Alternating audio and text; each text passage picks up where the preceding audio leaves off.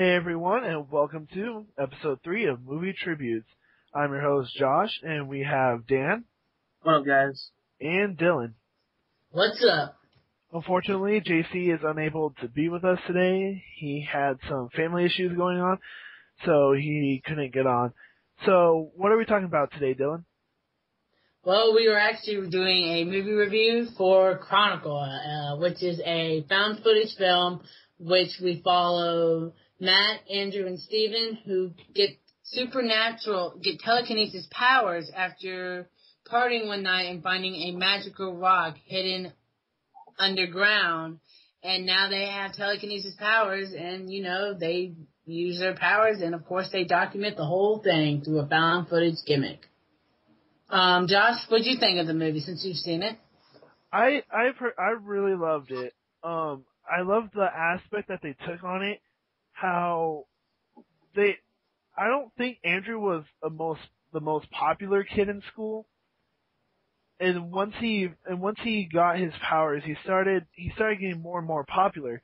And so I think that's how he became friends with Matt and Steve, because other than that, I don't think they were really friends before that. I think to me, it seemed like they were taking advantage of him, which kind of seemed messed up. And then like with Andrew's dad and his attitude, and his dad was an alcoholic, and his mom in the hospital, I think that just added to Andrew's stress and everything. Yeah. Dan, what was your opinion on Oh man, I absolutely love this movie. Before I saw this movie, The Grey was probably my favorite movie of 2011, but this is pretty much gonna be my favorite movie for 2011, probably until Hunger Games come out, and just the acting and the ending, the whole action scene is amazing, and how they do it, probably, I think, on a small budget they probably had, how they can do that, and, just the characters, and I feel like me being a comic book fan, with the movie right up my alley, even when I first saw the trailer, because I have a thing with, for when we have our birthday, when it's on our month, we get to pick a movie on our birthday, what movie we want to see, and that was like my first choice, and I'm really happy I saw it, and it's just amazing, and I love it. Yeah. Personally, I absolutely loved this film, and I think you can tell already by now. So far, all three of us, we absolutely loved Chronicle. I thought Chronicle does so many things right. When I saw the trailer for this film, I was like, is this even real? I mean, this is either going to be one of those films where it's either going to be completely awesome or going to be completely crappy. And it blew my expectations out of the water. I highly enjoyed this film. There's so many things it got right. I wouldn't say it reinvents the found footage genre, which I personally enjoy.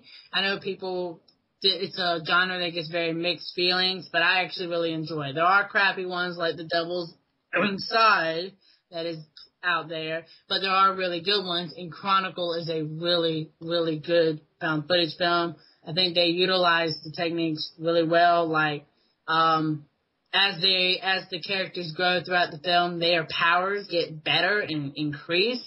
So Andrew actually learns to manipulate the camera and use his telekinesis powers for it.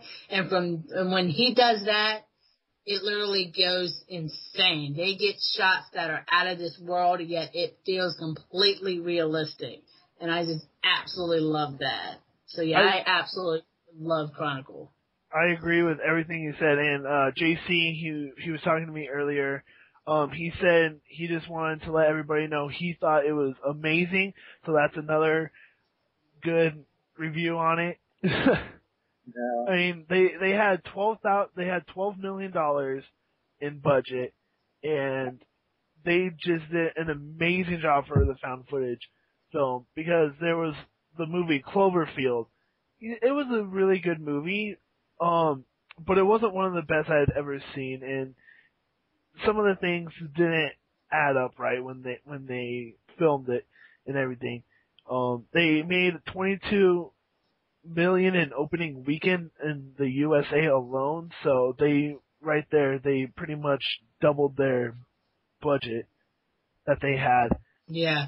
Well, I mean, I actually really enjoyed Cloverfield, but I will say Chronicle is easily one of the best found footage films out there. And I stated this in my YouTube YouTube channel / movie reviews. I'm not saying it is the best found footage film, because people tend to take stuff out of context, but it is easily one of the best found footage films out there. And even if you don't like found footage films, or you think you're sort of on the fence with them, like my aunt is, who just got out of the movie today and thought it was fantastic. They really liked it themselves. They thought it was a really good movie. So overall, I think everyone who goes in this film is gonna enjoy and have a good time with it. So yeah, I really just think it's such a good movie. I was surprised at how short it was, yet I felt for the characters. And literally, when the movie was over, all I was trying to do was find my remote, because I wanted to see this film again the second it ended. And surely enough, I've already seen it twice, and I wouldn't mind seeing it a third time, because I love this film so much. Yeah. Yeah, I think the best part about this movie is one of the big things for when I watch a movie is to see its replay value, and I think this movie is going to be one of those movies that you can rewatch when it comes on Blu-ray and DVD. Absolutely. This is one of those movies that you can't get on DVD. I mean, yeah, you can get it on DVD. Of course, they're going to sell it, but it's such an amazing movie. Blu-ray will blow you away. Yeah. I say screw Blu-ray and DVD. Go see it in the theaters right now, because it's incredible on the big screen. Oh my God. Yes, go see it right now, because it's... Well, after our podcast, of course, right? It's only, what, yes. $8.25 a ticket? That price of a ticket, well, that's the price of a ticket for me. That price of a ticket is worth the movie. Yeah. Totally. Literally, normally, since I go to movies on like a weekly basis, normally when I get home, I'm like, okay, that was a good movie. I don't try to force people to go see it. That's why I do reviews for it. That's my way of forcing it. But literally, I force people to go see Chronicle. I demanded people to go see Chronicle, because I know Chronicle is such a great movie and it's such an engaging movie that I think people will literally just need to go see that film. I pushed back me seeing The Woman in Black because I love Chronicle so much, and I was like, second it ended, I was like, I gotta see this film. Yeah, I loved it. There's just so many good things I could talk about this film. Like, we need to discuss, and I don't want to spoil it because some people might not have seen it. I think we need to talk about my personal favorite sequence, which is when they finally learn how to fly. Which is, if I was learning how to fly, I'd be terrified. Yeah, I would too, man. Really, really excited to try it out and see where I can go with it. So I really want to delve into the flying sequence. Okay, before we get into that flying sequence, I just want to say Max Landis, the writer and the screenwriter and the guy who wrote the story itself, he did an amazing job. I love his world that he created and the characters that are so complex. And Josh Trank, the director, just took it and created an amazing movie. Heck yeah. The movie doesn't deserve anything lower than an 8 out of 10. For me, personally, I think it's a 9 out of 10 because I was iffy at some parts, but it doesn't deserve anything lower than an 8. I know, right? I feel like they really tried hard to make a good film for everybody. They didn't just try to do it for the money. They literally tried to make a good film for everyone to see. Yeah. Okay, so, what about the flying sequence? What interests you into that flying sequence? For me, I thought it was just so cool, and it was almost like let's take a leap of faith, but they also kept it so real, and it's just absolutely exhilarating. And I thought it was funny, when they're first experiencing it and they're going up there, the dialogue is absolutely hilarious, but not in the sense of horrendous. Cause I remember one sequence, Matt was telling Andrew not to fart or we'll never find you. It takes off. I thought that was hilarious. Or when they're down underground, about to reach the rock, Andrew's like, Matt, don't run off. You're my ride. I thought that was hilarious, but if I was Andrew, I'd be saying the exact same thing, which I thought was hilarious. Yeah, I mean, I really, really enjoyed this film on so many levels. I do want to point out, I didn't say this in my review, if I have to say one negativity, I personally would have liked to see more with the female, Matt's possible love interest. Yeah. I don't think we got quite enough. I thought the relationships with the family, Andrew's family, his father, his abusive father, his sick mom, was done to perfection. I thought that was so cool and so entertaining. I can't believe I just said seeing Andrew's dad hit him was entertaining, but you know, I would have liked to, however, seen more with the relationship with the female, because I felt like there was something there, but I just wish I could have seen more of that. Yeah, and how they ended that relationship, it was like it didn't really come to a close. They left that relationship open. So I'm hoping at some point, sometime soon, within the next couple of years, they make a Chronicle 2. Cause I would see it. I want to continue this story, and I want to see where the character leads. Yeah. And with that flying sequence, to get back to that flying sequence, I just want to say it was an amazing flying sequence. The only iffy part that I had about it was when they first started learning how to fly, they were in like a construction zone, so there was a crane there. And usually cranes hold wires. And so, I mean, that was the only thing that got into my mind at that point. You just got the impression that they're just hanging on wires. Yeah. Yeah. I mean, I know they really can't fly, but seeing it in a movie and knowing that they have special abilities and seeing the crane in the background, it kind of like took away from the movie just a little bit. But then once they actually started going and flying around like the sky and everything, that's when, you know, it got really good. And when they started playing, what was it, football in the sky? Yeah. And then it just blew me away.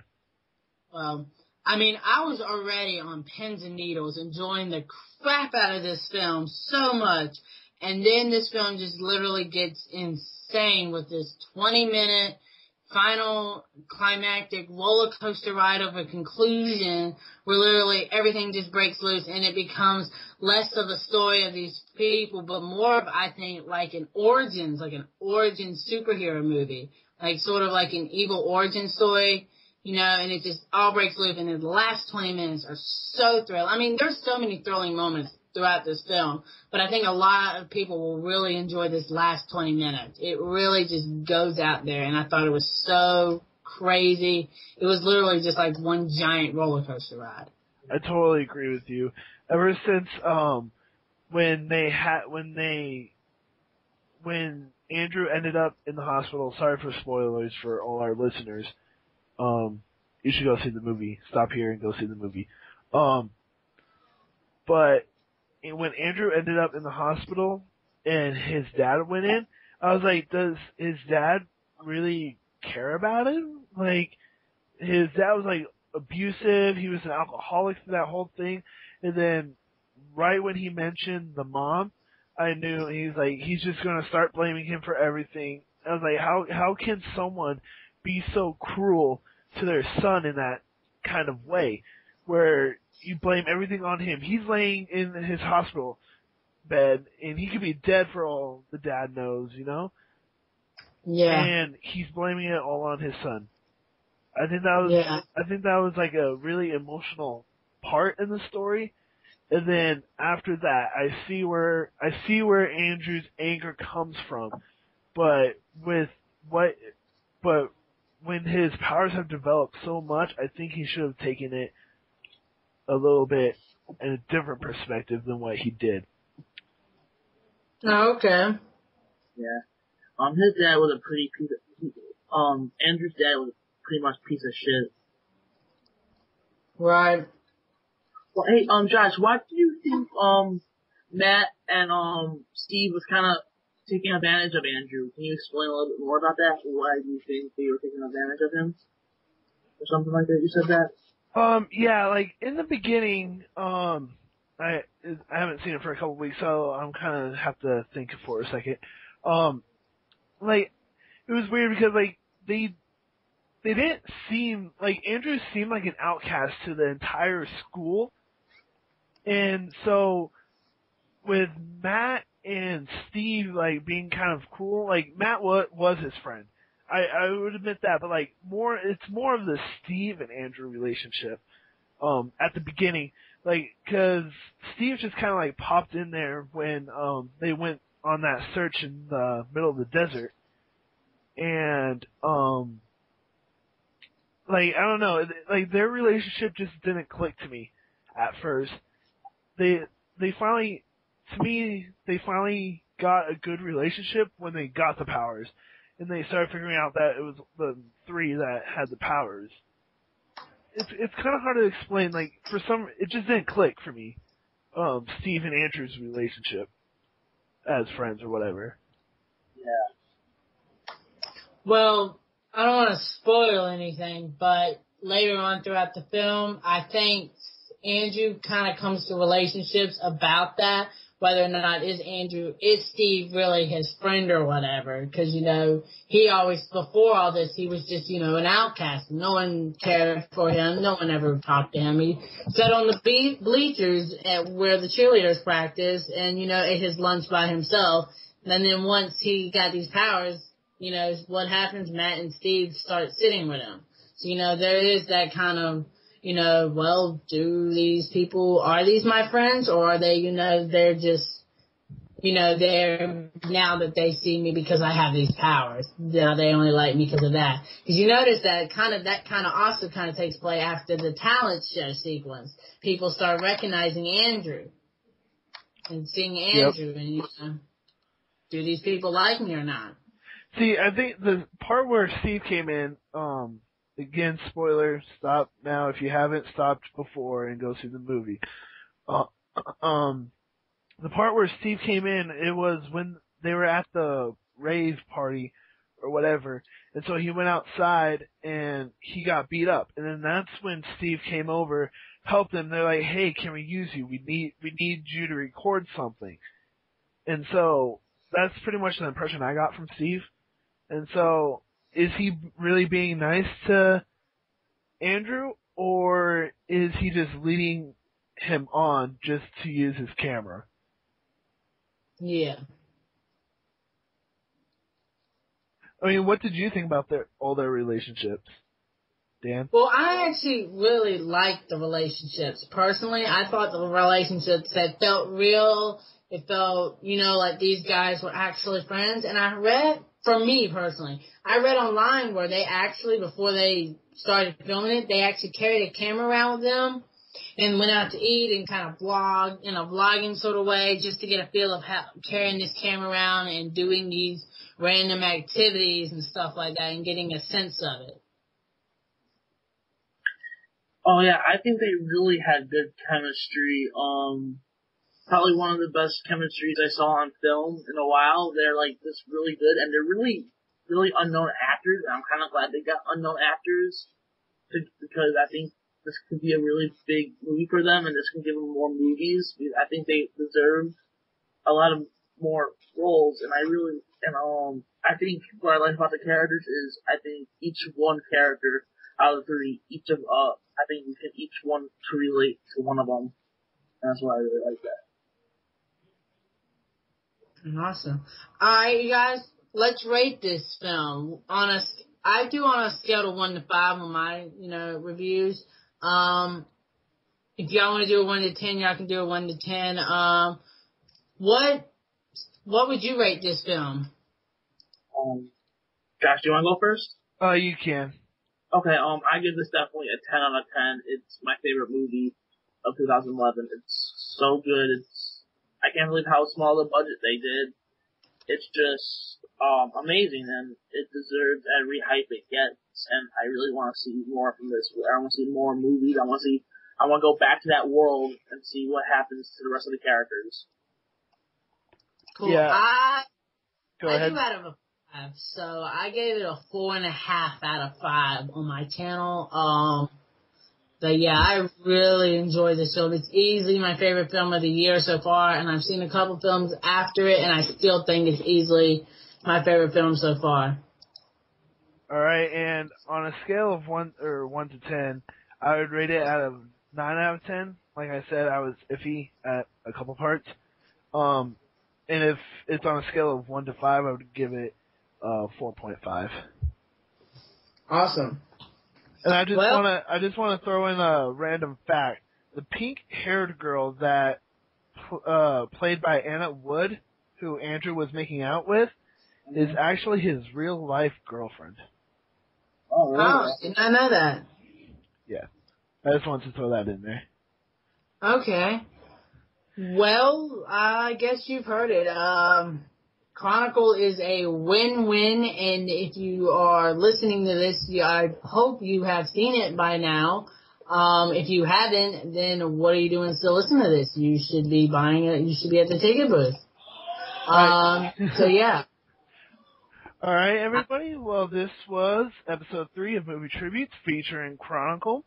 We had Dan, Dylan, and myself. Sorry, JC couldn't have made it, but he just wanted to let you guys know he was sorry and hope he can meet the next one. You can visit us on our website at www.movietributes.tk. You can also subscribe to us at youtube.com/tributesmovie. Please subscribe. Please, please, please. That's all we're asking. It's to please subscribe. And then you can also like us on Facebook at facebook.com/movietributes. Thanks again. And this has been Movie Tributes. Good night, guys. Catch you guys later. Adios.